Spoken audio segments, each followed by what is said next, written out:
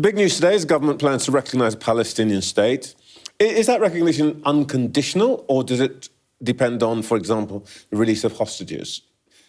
Ministers have said both. Well, look, I don't want to get ahead of what the Prime Minister will say later on today, but when I set out in the UN that Britain was prepared to recognise a Palestinian state, there were two conditions. One condition was, of course, unless Israel entered into a ceasefire, and the second condition was also attaching that to a serious process to get to two states.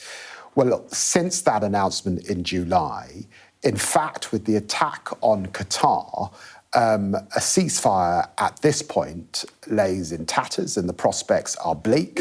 And of course, we've also seen Israel move forward with an E1 development, which would run a coach and horses between both North and South West Bank. Being settlement in West Bank. But and ensure that you do not get to two states. You're setting conditions for Israel. What about conditions for Hamas? Are there any conditions for Hamas? We have been crystal clear. Hamas is a terrorist organisation. There can be no role for Hamas.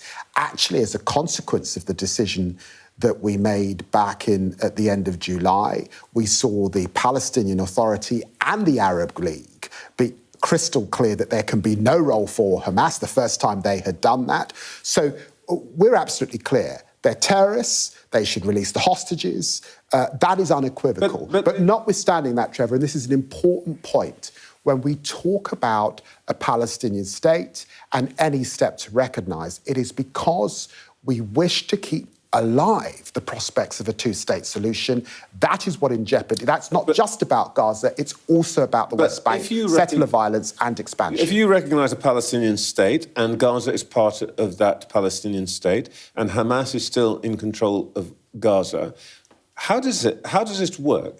You want to recognise an independent state, but you're telling that independent state who its leaders should be. I think we used to call that a colony. No. One, let us not confuse the Palestinian people with Hamas. No, two, let us recognise... The question is, who's in government?